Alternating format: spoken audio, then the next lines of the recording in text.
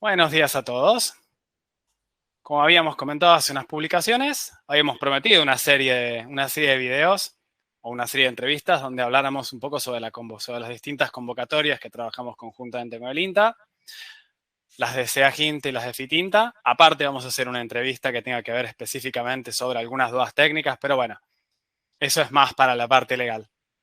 Hoy estamos con la doctora Marini Insani, con quien trabajamos en las dos convocatorias, hablando un poco sobre el programa, hablando sobre cómo nació, hablando sobre algunas de las características principales, qué pueden esperar los postulantes, qué espera el INTA también de la convocatoria. Y como nos pidieron, vamos a hablar de algunas de las dudas que nos fueron llegando en corto. Después vamos a hacer un video aparte sobre algunas de las más técnicas. Si tienen alguna pregunta más o alguna consulta más, nos la pueden dejar en la publicación y podemos intentar hacer un video más. Pero hoy, por de pronto, vamos a ir con lo prometido. Marina, contanos un poco, ¿cómo nacieron las dos convocatorias, SEAGINTA y FITINTA? Hola, ¿cómo estás, Javi? Bien, estas convocatorias nacieron a pedido del director nacional, quien nos solicitó idear un esquema de financiamiento de proyectos tipo semillero, era en principio la idea, para atraer talentos y aumentar el grado de participación del INTA en tema de ACTech, con foco en la transferencia de tecnología. Como antecedente de esto hubo dos convocatorias previas con fondos financiamientos del mismo fondo, del mismo origen, pero con una lógica algo diferente. Para darle continuidad a esa línea se lanzó también FIT-INTA, que incluye otros temas distintos, pero bueno, cabe aclarar que esta convocatoria FIT-INTA es exclusiva para investigadores del INTA, a diferencia de SEAC, que está dirigida también a externos. En esta ocasión surgió la idea de intentar una estructura con parámetros más parecidos a los habituales en el ámbito privado, eh, pero con aportes no reembolsables, porque es una financiación pública, tipo presemillero, básicamente presemillero por los montos que manejamos y porque si bien contempla algunas cuestiones puntuales de mentoría y por supuesto acompañamiento a lo largo de todo el periodo, no contempla un plan formal de mentorías desde principio a final. El foco debía estar puesto básicamente en la generación de intercambio efectivo de tecnología y valor entre el ámbito público y el ámbito privado, con una filosofía de ganar-ganar, dada la posibilidad de eventuales retornos futuros. Vamos a la dos. Bueno, ¿cuál es el objetivo que espera el INTA en estas convocatorias? Atraer talentos y aumentar el grado de participación del INTA en tema ACTech es un punto importante. Fortalecer aún más o propiciar el entrelazado entre lo público y lo privado y generar, te diría, una financiación pública con parámetros, con criterios del ámbito más parecidos a lo que se maneja en el ámbito privado, tanto de evaluación como de condiciones, como de transparencia, para que ese vínculo fluya, ¿no? Para que ese vínculo público-privado pueda entenderse, pueda dialogar adecuadamente.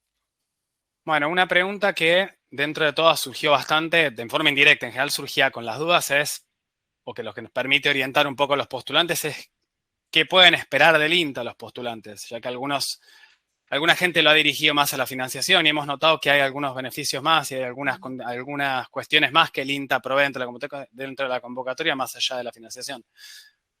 Sí, claramente. Bueno, la financiación es un punto importante porque es un aporte no reembolsable, claramente, y es el riesgo total del INTA. Pero bueno, justamente podemos ofrecer un montón de otras cuestiones como apoyo técnico a interconsultas, utilización de todo lo que es la infraestructura, ya sea de equipamiento específico, capacidad de análisis, campos de prueba, contactos de la red del INTA, conocimientos. Recursos humanos del INTA afines a la temática que pueden aportar desde distintos ángulos y especificidades a la temática y también el acompañamiento durante el proyecto, más allá de los requisitos formales, ¿no?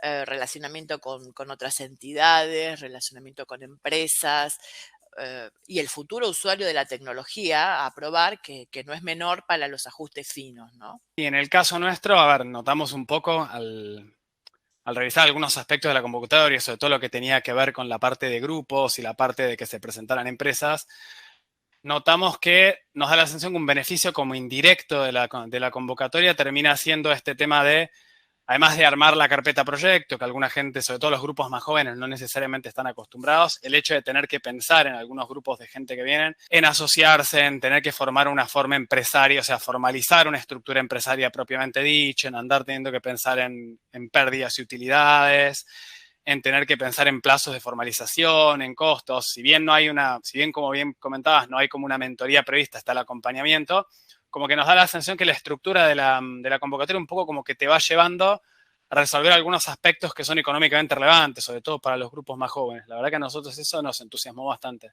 Nos pareció que les daba un plus a la convocatoria, además de los elementos económicos y además de la parte de acompañamiento del INTA y de los recursos, un plus para que el equipo tuviera una forma también, o las empresas tuvieran como una forma de organizarse por dentro, una forma un poco más prolija.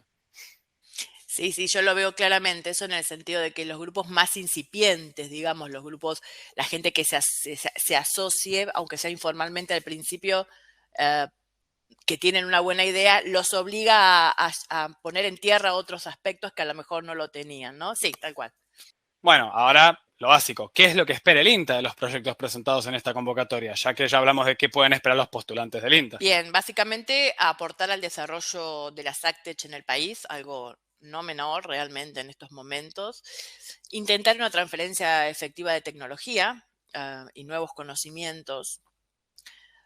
Contribuir en lo posible a la creación de nuevos puestos de trabajo de calidad en el sector privado. Ojalá pueda fundarse alguna spin-off o alguna empresa en donde pueda generarse trabajo del sector privado. Y eventualmente esto a riesgo de INTA puede o no darse. Si llegan a buen puerto algún proyecto, retroalimenta con regalías, con ingresos financieros, con ingreso de dinero, el Fondo de Valorización Tecnológica, que es de donde se financia esto, y de esta manera se retroalimenta el círculo para poder financiar nuevos proyectos en próximas convocatorias. Bueno, y la última, que es la que evidentemente a mucha gente le importó en las encuestas. ¿Cuáles fueron las preguntas más frecuentes que recibiste de tu lado, Marina, cómo es esto respecto a la convocatoria? Pues habías dejado en su momento, nosotros la pasamos también, la dirección de contacto para consultas propias de la convocatoria. ¿Qué recibieron ustedes? Tuvimos varias, me parece que voy a mencionar aquí las que más veces se repitieron, ¿no? Porque evidentemente es lo que más dudas generó. De todas maneras, por supuesto, cualquier duda pueden seguir preguntándonos a la dirección de correo, que después la podemos poner en pantalla para que la tengan a mano, que es el tema de la edad límite que pusimos para SEA, que la edad límite la pusimos en 36 años, pero eso cabe aclarar que es para el director técnico de la convocatoria. El grupo puede incluir personas de mayor edad, profesores, mentores, gente con más experiencia, no hay ningún problema. El requisito de edad, de límite de edad es solamente para el director técnico. Y también respecto de los equipos conformados, si podía ser unipersonal o tenía que ser necesariamente de más personas. A ver, las bases y condiciones no tienen una limitación a este respecto. Si quiere ser unipersonal, puede, de hecho, hacerlo. No es lo aconsejable, evidentemente podría llegar a tener una menor puntuación en la evaluación porque no es muy factible que una única persona pueda llevar adelante todos los aspectos que requiere un proyecto, tanto los técnicos como los comerciales, como en fin, los económicos, distintos aspectos, es difícil pensarlos en una única persona y que pueda ser exitoso. Cuanto más interdisciplinarios los equipos, cuanto más aspectos cubran, mejor. Evidentemente eso redundará en una mejor puntuación, en la complementariedad de los conocimientos. Cuando digo complementariedad me refiero a aspectos administrativos, aspectos económicos, aspectos técnicos, idealmente aspectos comerciales, en fin. Otra pregunta importante que se repitió es respecto a la existencia o inexistencia de contratos, de convenios preexistentes con las empresas. La modalidad 1 de SEA está enfocada a participantes internos de INTA y sí requiere de un convenio, la firma de un convenio previo que comparta el financiamiento del proyecto. En esos casos, estos convenios tendrán una mirada muy específica de ustedes, del aspecto legal, porque bueno, por cuestiones de conflictos de intereses. Y en cambio la modalidad 2, que está dirigida a externos, no tiene este requisito de convenios. Y sí vamos a propiciar que tengan vinculación con grupos técnicos de INTA, que no necesariamente esta vinculación tiene que ser a priori. Si la tienen bien, si pueden antes de la postulación vincularse bien, y si no, no hay ningún problema, favoreceremos esa vinculación a las propuestas ganadoras a posteriori. No es requisito sí o sí o sí tener esa vinculación anterior. Esas fueron las dos más frecuentes que tuvimos. Sí, de hecho, ¿cómo es esto? Respecto de la integración joven, nosotros tuvimos también alguna que otra pregunta, porque alguna gente no terminaba de comprender el tema del director técnico, entonces aclaramos, mira, el director técnico es un responsable legal respecto de la postulación, y en el caso de que después conformen que tienen que, si son grupos de personas no formalizados, o más aún, si vienen con formato de empresa, el director técnico tiene que ser también parte del directorio, que no necesariamente tenga que estar, a ver, no necesariamente tiene que estar conformado solo por él, pero sí tiene que ser el director principal, tiene que ser el presidente, por ejemplo, en el caso de un SA, o el socio gerente en un SRL, para dar una idea. El resto del directorio o el resto del órgano de administración puede también estar integrado como el resto de la empresa por gente de otra edad, pero como que se respeta que la idea del director técnico, como la del administrador principal en el caso de sociedades, sea de ese grupo etario, sea hasta 36 años. Nosotros tuvimos algunas más técnicas, entiendo que porque así como se modernizó la convocatoria, como me decís, tomó elementos más privados, hay gente que no se esperaba algunos elementos privados en una convocatoria como la del INTA, entonces nos encontramos con preguntas que tenían que ver con la parte de propiedad intelectual, la parte del control societario, o sea, la parte de cómo se lleva la sociedad que estaría realizando el patentamiento. Algunas de estas igual las vamos a ver después en un video aparte, porque se pone un poco técnico, pero queríamos como aclarar algunos puntos rápidos, digamos lo más rápido que contestamos en su momento, que son que primero que nada, que esta convocatoria no genera un copatentamiento del INTA, o sea, el INTA no es cotitular de la patente, al menos no en SEAG, que es la que más le importa en general a las empresas, no genera un copatentamiento de patente.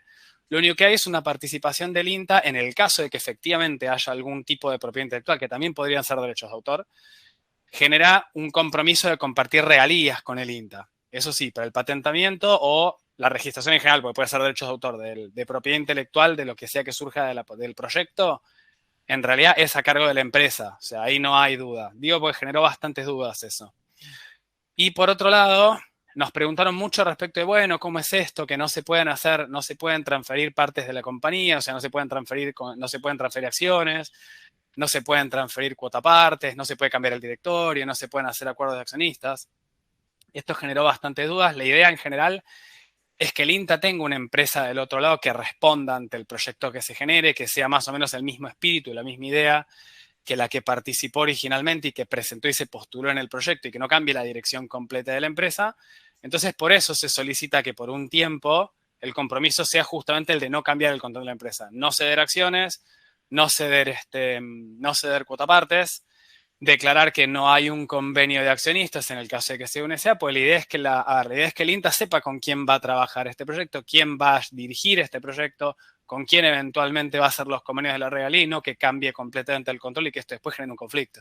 Claro. Un poco esa es la idea, o sea, generar el INTA acarrea prácticamente todo el riesgo en este proyecto. O sea, como vos nos dijiste, los fondos no son reembolsables y quizá ni siquiera surja ningún tipo de patentamiento. Solo recién si lo surgiera, podría llegar a plantearse esto y en ese caso el INTA tiene derecho a tener algo de seguridad jurídica sobre el proyecto que acompañó. Y esto es lo que decíamos de la filosofía de ganar-ganar, ¿no? Claro. Y cuando hablamos de ganar-ganar, hablamos para poder hacer una continuidad virtuosa de estas convocatorias. O sea, obviamente, si retroalimentamos el pozo, podemos continuar en el tiempo.